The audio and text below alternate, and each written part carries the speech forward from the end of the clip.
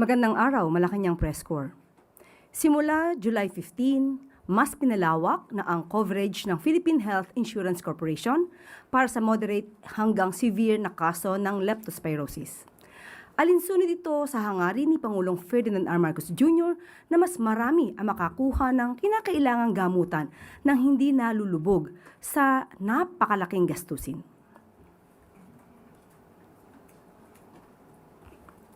Sa ilalim nito, mas mataas na ang coverage para sa mga pasyente. Hanggang 63,000 pesos para sa hospital care, 170,000 pesos para sa hemodialysis, at hanggang 230,000 pesos para sa peritoneal dialysis. Maaaring umabot ang package sa 411,000 pesos para sa mga kwalipikadong pasyenteng nangangailangan ng kritikal na gamutan at kung kinakailangan ng kombinasyon ng hemodialysis, mechanical ventilation at pulmonary rehabilitation. Libre na rin ang konsultasyon sa mga yakap provider kung saan maaaring maresetahan ng doxycycline kung kinakailangan. Iniinom ang gamot na doxycycline bilang pang-iwas sa leptospirosis ayon sa payo ng healthcare provider. Saklaw nito ang saklaw ng PhilHealth gamot package na nagbibigay ng hanggang 20,000 pesos kada miyembro annually para sa mga kinakailangang gamot para sa leptospirosis. Sa kabilang dako ay inanunsyo na ng Department of Labor and Employment ang dagdag na 85 pesos na daily wages sa mga manggagawa sa National Capital Region. Ito'y matapos i-finalize ng Regional Tripartite Wages and Productivity Board at ng DOLE ang bagong Regional Wage Order para sa NCR. Ayon kay Labor Secretary Francis Tolentino, ang hakbang na ito ay ayon sa tagubilin ni Pangulong Ferdinand R. Marcos Jr. na itaas ang sweldo ng mga manggagawang Pilipino. Aabot sa mahigit 1.1 million minimum wage workers sa NCR ang makikinabang sa nasabing increase. Magiging epektibo ang first phase ng wage increase sa July 19, 2026 sa halagang 60 pesos habang sa January 2027 naman magiging epektibo ang second phase nito na 25 pesos increase.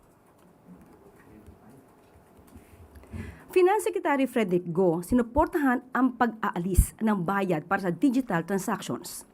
Ito'y matapos ang desisyon ng Bank of the Philippine Islands na tanggalin na ang fees para sa InstaPay at PesoNet transfers simula bukas, July 1. Magandang balita ito para sa ating mga kababayan na madalas gumamit ng online transfers dahil mas makakatipid sila sa kanilang mga transactions. Mabilis, madali at ngayon dahil sa hakbang ng BPI, wala nang bayad. Ito ang mga benepisyong dala ng online transfers.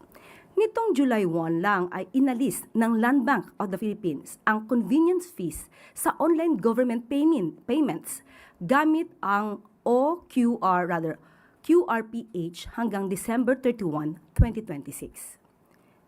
Bilang Land Bank Chair, pinangunahan ni Secretary Go ang pag-aalis ng convenience fees sa government transactions.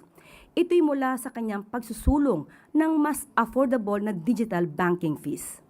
Ang pagsunod ng BPI sa hakbang ng gobyerno na gawing mas accessible ang digital banking ay magandang senyales para sa lahat ng tumatangkilik sa digital banking. At maaari na po ako tumanggap ng inyong mga katanungan. Unang tanong mula kay Maricel Halili, TV5. Magandang hapon po, Yusek. Can you describe what happened earlier? When did the president learn about the rally in EDSA? How did he learn about it? What was his reaction? Was he also surprised? Yung rally kaninang madaling araw ay nabigyan naman agad ng impormasyon ang Pangulo. At ang Pangulo naman ay nirerespeto ang karapatan ng bawat tao. Ang freedom of expression, ang freedom of assembly, at pero hindi kinikilala ng Pangulo ang mga pang-aabuso na may kaakibat dito. Ano pong pang-aabuso yung tinutukoy natin dito, ma'am? Maaari nating masabi kung may pang-aabuso kung nakakaapekto na sila ng ibang tao. Karapatan din naman lahat natin na galangin din ang karapatan ng bawat isa. Ano po yung instruction ni Presidente when he learned about this rally? What did he tell the people in authority?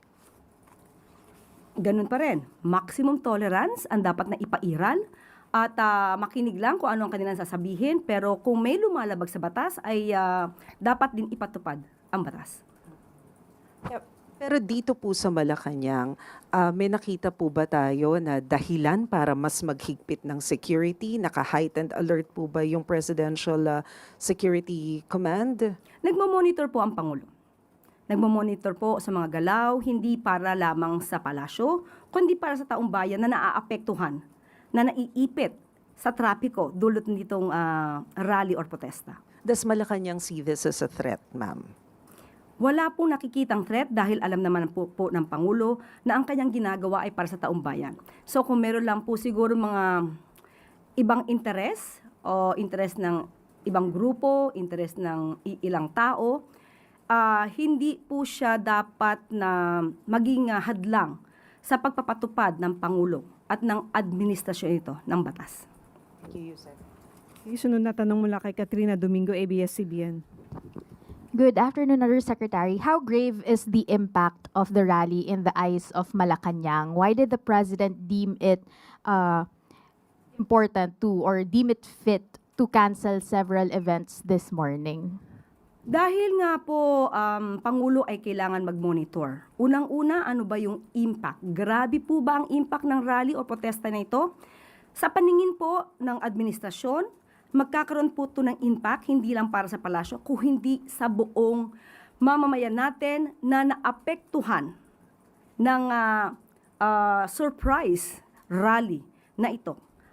Alam po naman natin na kapag nagrarally at gagamit po kayo ng kalsada ay dapat may permit. At hindi po ito dapat na inililihim para naman po makapaghanda ang gobyerno. So, magkakaroon po ito ng impact sa bawat tao, sa bawat trabahador, sa bawat estudyante, sa bawat pasyente na nakasakay sa ambulansya na dadaan sana sa EDSA. Lahat ng ito, pati tayo rito, ay maaapektuhan.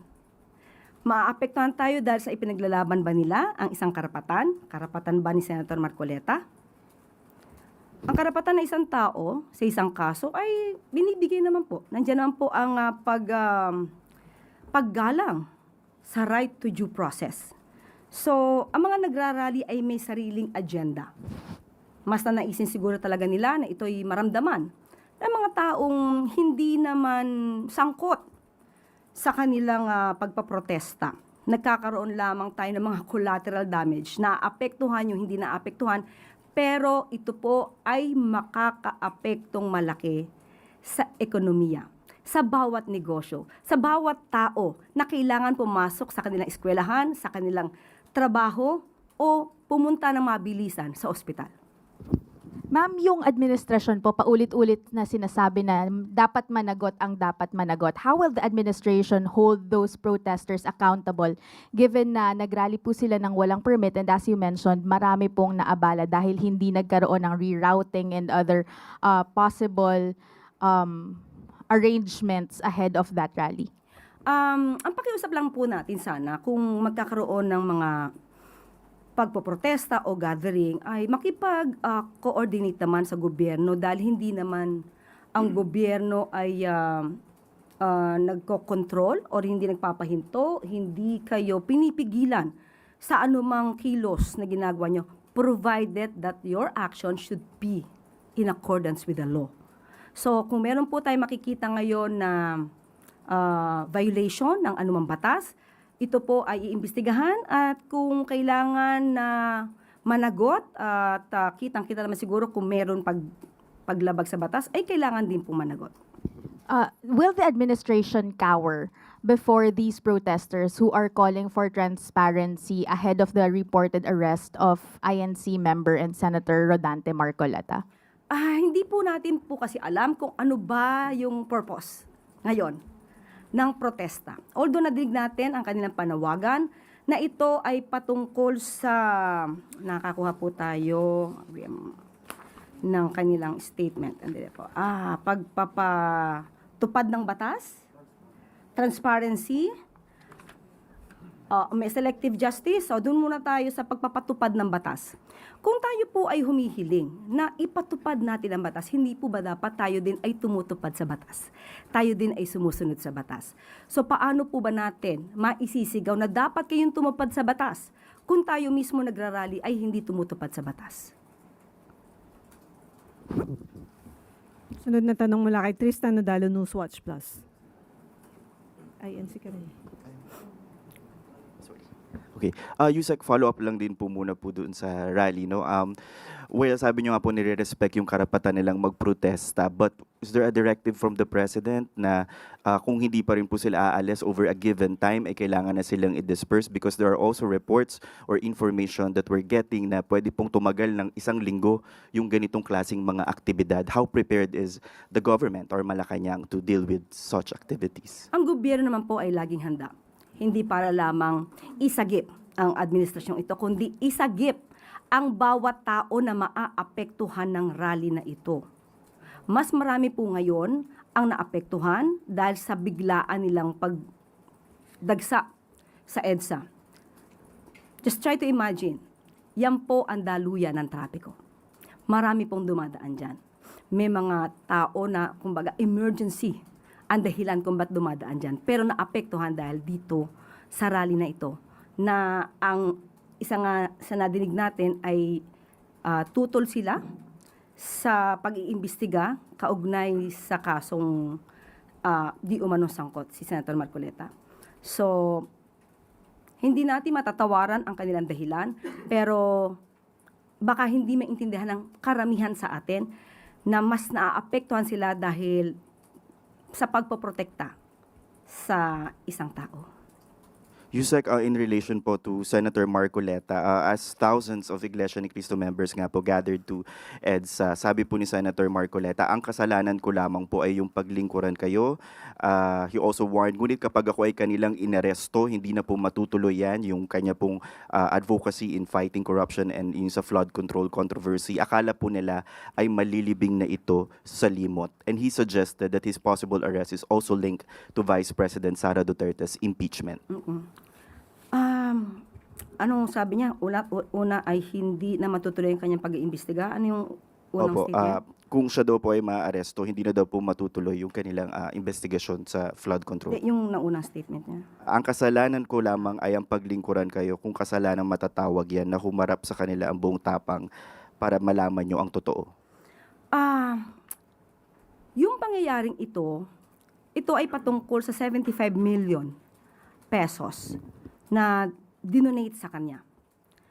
Ang kaso na sa ngayon ay kinakaharap niya ay galing sa kanya mismo ang admissions.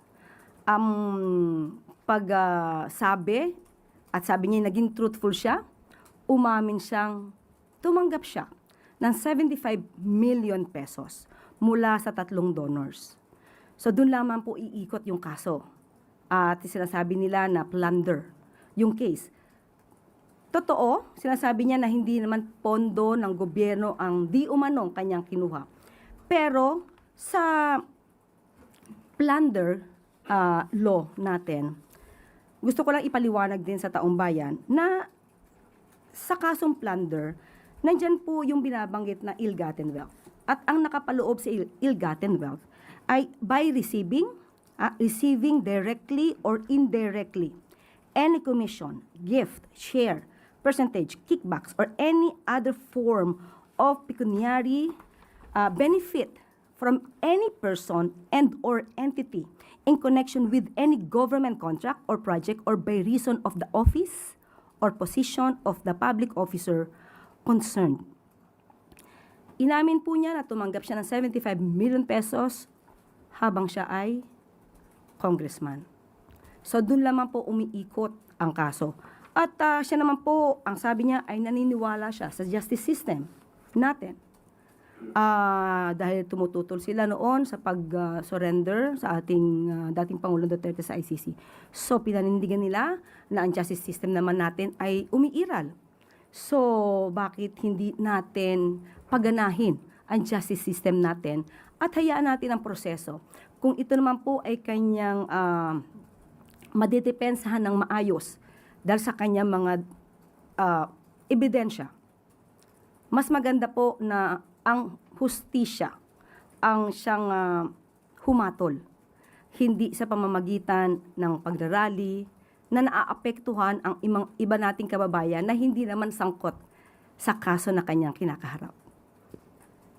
In relation po din, si Vice President Sara Duterte naglabas din po ng statement accusing the Marcos administration of being defined by poor governance and of weaponizing the justice system by filing cases against imprisoning individuals who dare to speak out against alleged corruption. Sabi po niya sa kanyang statement, this administration has been defined by poor governance and its failure to acknowledge and address the country's real problems.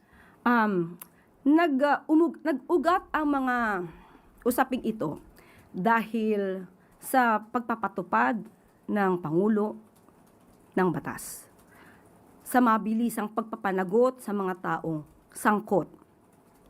Kahapon, tinanong tayo, ang sabi natin kay Ivy, wala pang 1 taon, pero marami nang nakasuhan, marami nang naipakulong, ang isa nga po ay kaalyado pa ni dating Pangulong Duterte. I am referring to Senator Bong Revilla.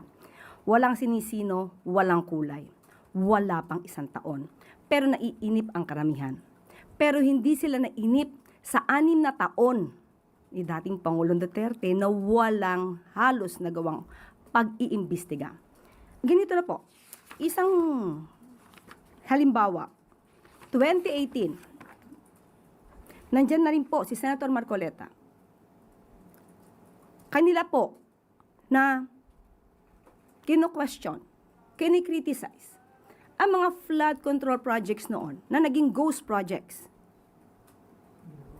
2018 pa po ito, nandiyan na rin po si Senator Marcoleta, pero wala tayong masyado na dinig kung meron mga pag-iimbestiga na isinagawa, kahalintulad ng ipinagawa ni Pangulong Marcos Jr. ngayon. So, sasabihin ba natin good governance?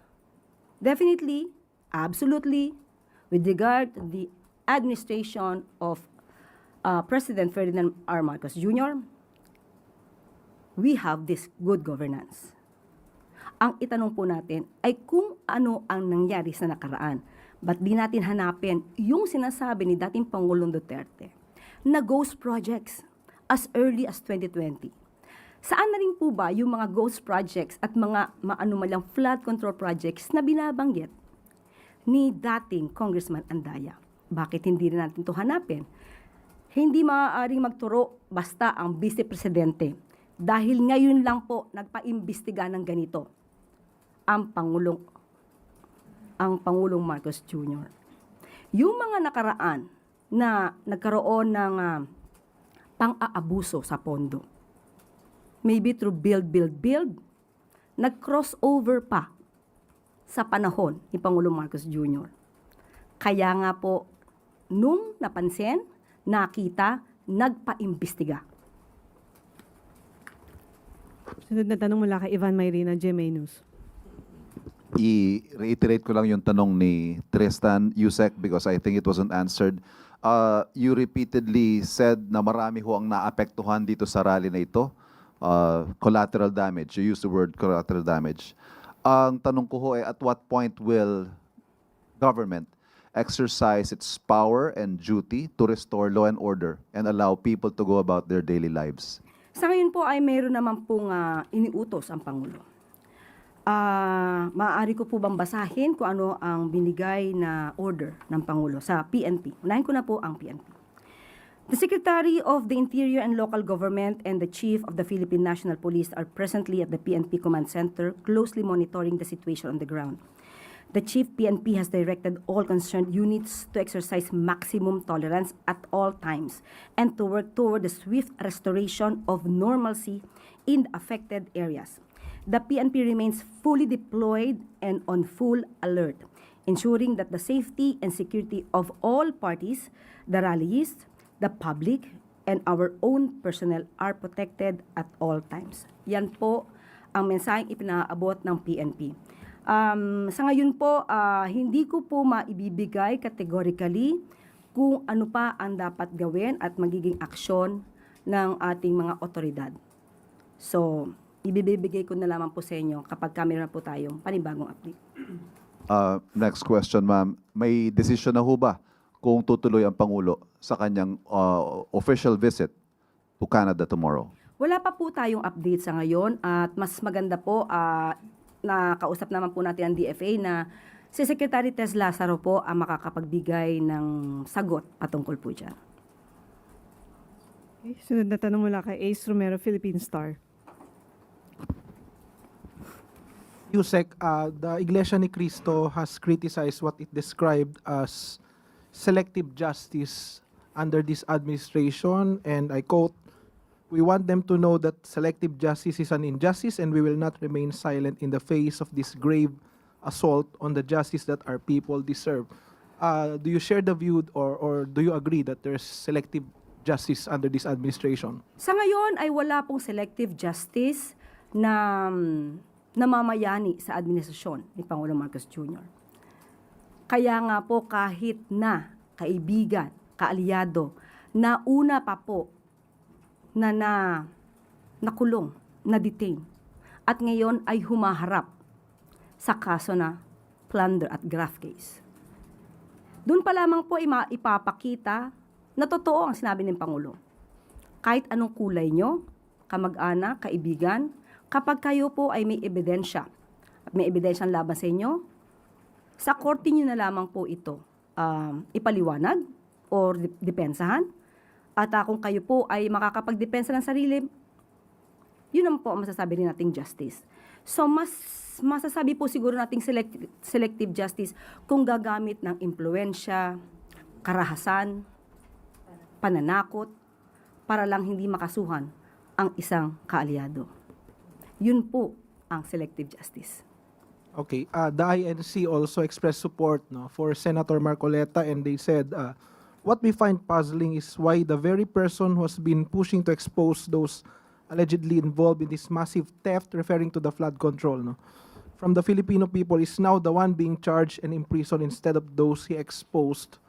What do you say to those statements? Because the group seems to link the case with the Flood control. expose. Okay. First of all, it was Senator Marcoleta who admitted everything about the 75 million pesos that he received from the 3 donors. Walang nagbigay sa kanya ng utos na i-explain mo to. Nagkataon lang po na yung kanyang SALN at SOSE ay hindi nagtugma at yung mga taga-media ay kinall out bakit mas malaki ang SOSE yung kanyang campaign expenses or election expenses as compared sa kanyang SALN. And there, he admitted in his own program how he received the 75 million pesos from persons who did not want to be identified. Sa kanya po nanggaling ito. Hindi po siya pinipili. Nagkataon po na yung ebidensya ay siya mismo ang nag-reveal. Kung patungkol po na dahil hindi niya na maipapalabas ang katotohanan tungkol sa flood control mess, hindi po siya nag-iisa. Dahil ang administrasyon na ito ay gusto po ring malaman ang lahat ng katotohanan at gusto mapanagot ang lahat ng sangkot. Kung sasabihin niya po na siya lang ang daan para mapatunayan ang mga pangyayari, hindi po siya nag-iisa. Marami pa po. Kahit po kayong mga taga-media, pag nadyadyaan po yung mga resource persons, kahit wala pong Senado, kahit walang Senate hearing, makukuha niyo po ang katotohanan basta totoo ang kanilang sasabihin. At kailangan na kayo ang magtanong dahil ang mga tanong nyo ay walang kulay at hindi spoon feeding. Okay, sunod na tanong mula kay Ann Soberano, Bombo Radio. Good afternoon, Yusek. Sa nangyaring surprise rally po kanina, sa tingin niyo po ba nagkaroon ng intelligence lapses, Yusek? Hindi ko po masasagot kung nagkaroon ng intelligence lapses dahil madaling araw po ay nalaman na po namin. Siguro po talagang pinilano na magkaroon ng surprise rally. Itinago at although sabi nga natin iginagalang natin ang liderato ng INC. Pero ang pag-admit na ito ay isang surprise rally at itinago, hindi po yun maganda. Hindi siya maayos. Dahil hindi po siya tumutupad sa batas at hindi rin po ito gumagalang sa karapatan ng ibang tao. Ma'am, with this, tinanong ba ni Pangulong Marcos sa mga authorities kung bakit o paano nangyari na nagkaroon ng surprise at hindi natunugan ng intelligence community? Hindi ko po kasi masasabi kung ano po ang ginawa ng grupo. So kung sila pa pong grupo, hindi naman sila terorista, hindi naman sila rebelde. May kanya sila, private citizen sila, na may kanya-kanyang agenda. So kung hindi ko po masasabing hindi natunugan, hindi ko po rin masasabi kung may kakulangan, mas maganda po siguro maitanong natin ito sa ahensya, sa DILG, sa PNP. Pero ako categorically, hindi ko po masasagot kung nagkulang ba pagdating sa intelligence gathering. Last na po, ma'am. Ma'am, may naging direktang komunikasyon ba si Pangulong Marcos o ang palasyo sa mga leader ng INC? Sa ngayon, wala pa pong naibababa sa aking impormasyon. Siguro po kapag mayroon na at naibigay po sa akin, ibabalita ko po sa inyo. Pero sa ngayon, wala pong naibibigay sa akin. Salamat, ma'am. Thank you po. Okay, sunod na tanong mula kay Christian Bascones, PRTV. Yusek, in place na po yung plano ng pagpapanagot dito po sa kung sino man dapat managot sa surprise rally na ito. But of course, may tayo mismo nakapanayam na mga apektado talaga. TNVS driver, umuwi na lang, hindi na makakapagbiyahe dahil sa trapiko. Ubos ang krudo. Ano po yung mensahe ng palasyo para po dito sa mga taong lubhang naapektuhan yung kanilang hanap buhay? Kaya nga po, ang Pangulo ay hindi na muna pumunta sa kanyang supposed to be event para sa pagtulong din sa ating mga kababayan dahil minonitor niya po ito. Minonitor niya po kung ano maaaring maging kalagayan ng ating mga kababayan na naipit sa traffic dulot ng surprise rally na ito. Ang panawagan lang din ng Pangulo, hindi lang sa mga kababayan natin na naapektuhan, doon sa mga nagrarally. Ang pagrarally po ay hindi po sagot para mawala at maabsuelto agad ang isang tao sa isang kaso. Ang pag-absuelto ng isang tao ay sa korte. Hindi po ito madadaan sa rally, pero nakikinig naman po ang Pangulo sa mga binabanggit po ninyo na nais na transparency, accountability, pagpapatupad ng batas. At yan po ang ginagawa ng Pangulo. Yan po simula pa nang siya'y umupo, simula nung makita niya na may anomalya sa flood control projects. Talagang ninais po niya maging transparent at ngayon po, nagsasagawa na rin po tayo ng mga portal para makita niyo po yung mga bidding. Marami na pong naisagawa ang Pangulo para mas makitang malinis ang nagiging transaksyon ng gobyerno. So, sana po sa mga nagrarally kung ang nais lamang po ninyo ay isagip si Senator Marcoleta. Hindi sana dumaan sa ganito na naaapektuhan ang mas marami nating mga kababayan. Okay. Last on my part, Yusek, tinutukan ni Pangulo itong rally. Ano po yung naging reaksyon niya noong nagsimula po ito?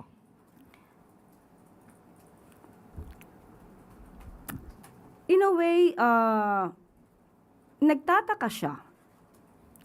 Nagtataka siya na dahil masasampahan ng kaso si Senator Marcoleta or na nasasangkot sa isang kaso sa Senator Marcoleta ay kailangan ng maglunsad ng ganitong kalaking rally ang mga kapatiran, ang ating iginagalang na mga kapatiran sa INC. But still, ang Pangulo po ay nakikinig, iginagalang sila. Ang tangi lamang niyang hiling ay igalang natin lahat yung mga naaapektuhan na dapat ay hindi naaapektuhan. Sunod na tanong mula kay Clisel Pardilla, PTV. Good afternoon po, Yusek. Yusek, House Deputy Minority Leader Antonio Tino urged Ombudsman to disclose the signed agreement for the cooperation of former DPWH Secretary Bonoan as a state witness in the flood control scam. Ganito rin po ba yung view ng palace? So dapat po i-disclose yung agreement? Hindi po tayo makikialam kung ano po ang magiging polisiya ng ombudsman dahil alam naman po natin to ay isang independent body at hindi tayo manghihimasok kung ano po ang proseso na gagawin ng ombudsman provided na ito naman po ay hindi labag sa batas. Ma'am, si Senator Lacson po, binanggit niya na co-accused si former Secretary Bonoan ni Senator Jinggoy for a non-bailable plunder case at dapat daw po he should make a restitution or magsauli ng pera. Yun din po ba yung tingin niyo dapat magsauli? Again, hindi po tayo makikialam kung ano po ang panuntunan ng Office of the Ombudsman patungkol dito.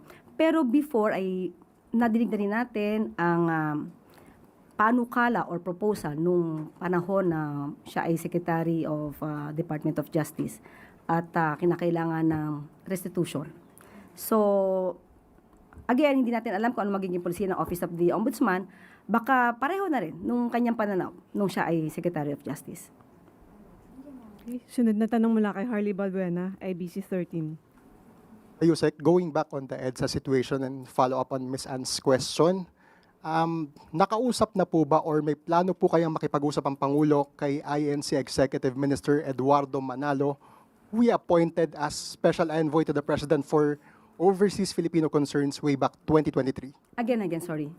May plano po kayang makipag-usap ang Pangulo kay INC Executive Minister Eduardo Manalo na inappoint na po as Special Envoy for Overseas Filipino Concerns po regarding po sa situation sa EDSA?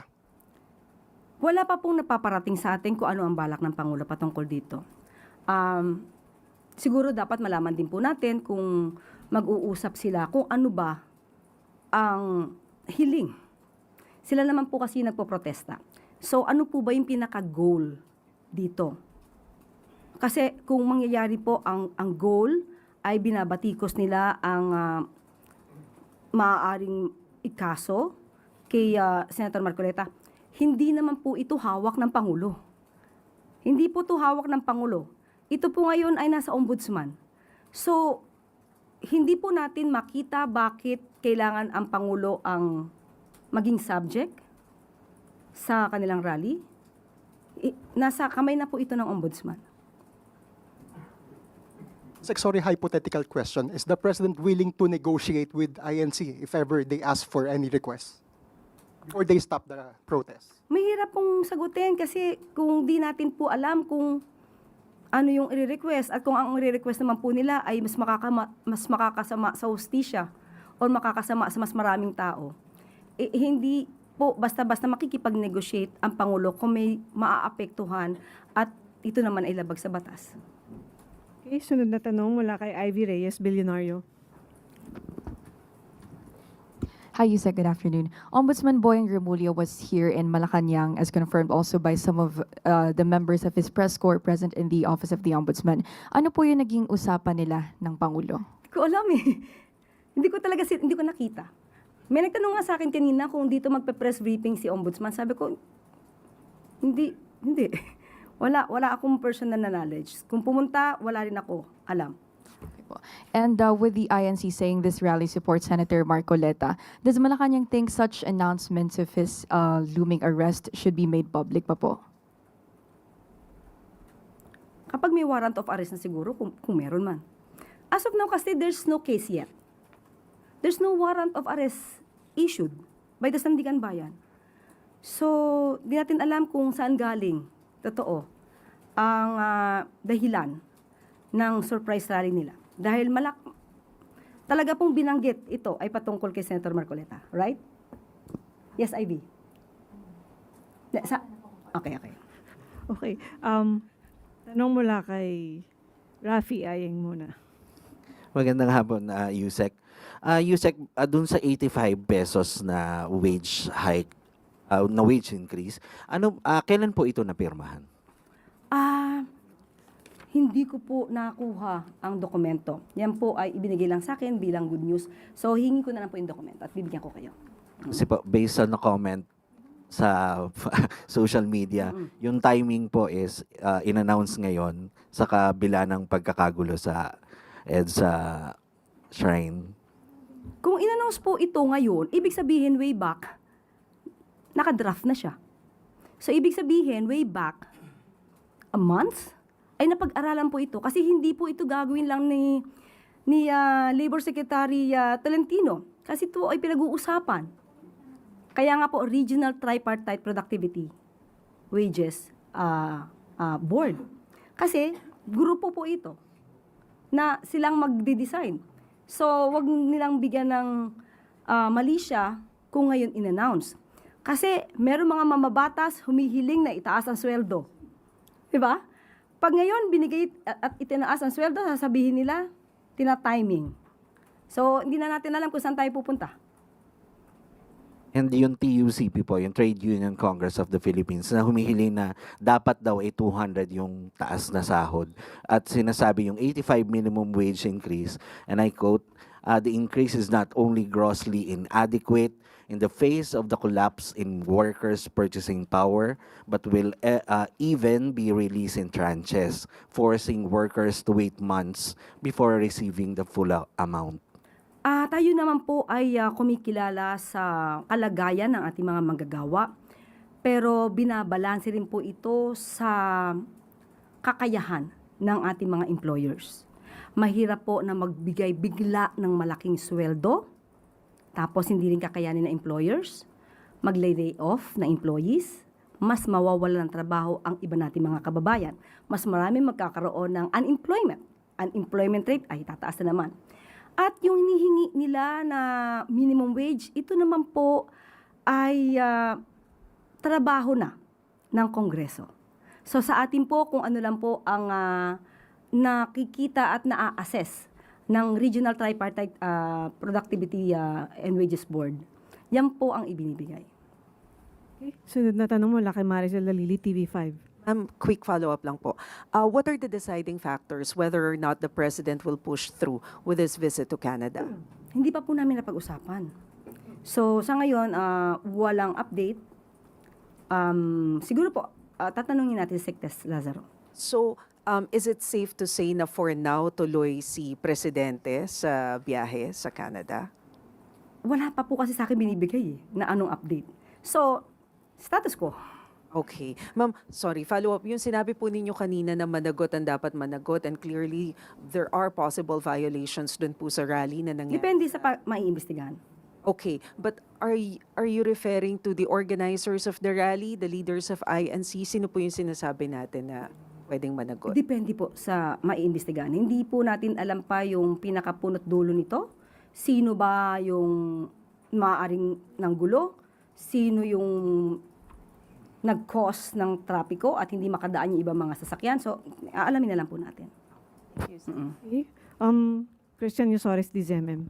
Ma'am, going back to the question of Ivy kanina, dahil po may ilan doon sa mga nag-protest ang nililink yung kanilang pagkilos doon sa pagsasampa ng kaso kay Senator Marcoleta. Ano po ang tingin ng Malacanang doon sa maagang pag-aanunsyo din po ng Ombudsman na sasampahan ng kaso si Senator Marcoleta, na yun ang ginagamit ngayon ng mga nag-protest na dahilan kaya sila lumabas ng kalye para kontrahin po yun? Dapat po ba na maagang nag-aanunsyo ang mga opisina ng kung sino ang mga sasampahan ng kaso? Hindi po natin hawak ang Office of the Ombudsman, kung ano ang kanilang magiging statement. Pero kung in-announce man po ito ni Ombudsman Boying Rimulya, tama po ba na sagot ang rally? Hindi po ba mas dapat na daanin sa proseso? Maniwala tayo sa proseso? Hindi pa naman po nakakasuhan. Hindi po ba mas hindi maganda ang tingin or magiging tingin ng ating mga kababayan kung parang hinihiling nila na madismiss ang kaso sa pamamagitan ng pagsasagawa ng rally. Follow-up question mula kay Tristan Nadalo, Newswatch Plus. Yusek Claire, balikan ko lang po yung activity sa EDSA ngayon.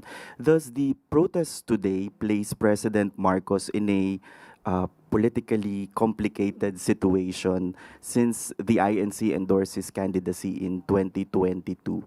And if hindi naman po ito nagpa-factor in, may personal message po ba si Pangulo sa mga umattend ngayon ng protesta? Ang Pangulo po ay naniniwala sa paninindigan ng INC. Ipatupad ang batas, transparency, accountability, managot ang dapat managot. At yan po yung ginagawa ng administrasyon. Kung dapat managot ang isang Senator Marcoleta na nagkataon na miyembro ng INC, hindi po ba dapat na i-push din natin yon dahil lahat naman tayo dito ay dapat na naniniwala sa pagpapanagot ng mga di umanong gumawa ng krimen or paglabag sa batas.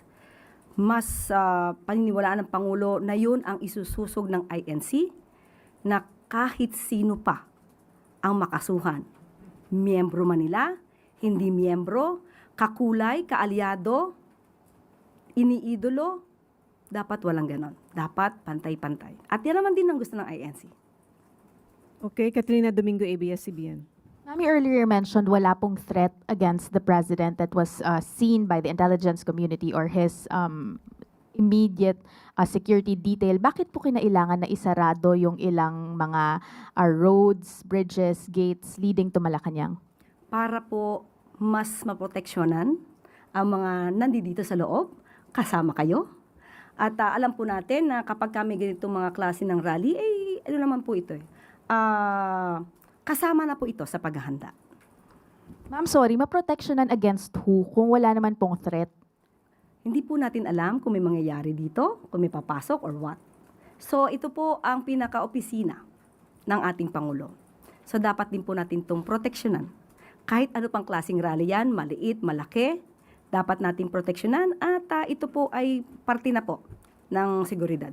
I understand na repeatedly you have mentioned na the president understands what the rallyists are calling for. Pero hanggang kailan po mag-exercise ng caution ng administrasyon and when do you draw the line kung kailan naman po ito magfa-flex ng muscle? Or is it a wait-and-see mode kung kailan sila mapapagod na until mag-disperse sila doon? Hindi ko po masasabi dahil yan po ay parte ng operasyon.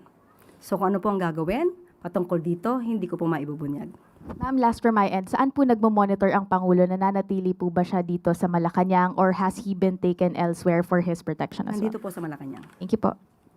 Okay, maraming salamat. Malacanang Press Corps. Balik sa iyo, Yusek Claire. Bago tayo magtapos, ngayong araw ay nakatakdang tanggapin ni Pangulong Ferdinand R. Marcos Jr. sa Malacanang ang credentials ni Resident Ambassador Designate of the United States of America to the Philippines, His Excellency Lee Lipton. Si Ambassador Lipton ay may 5 dekadang karanasan at malawak na sa kasanayan sa private sector na tiyak na makakatulong sa kanyang bagong tungkulin. Maligayang pagdating sa Pilipinas, Ambassador Lipton, mabuhay po kayo.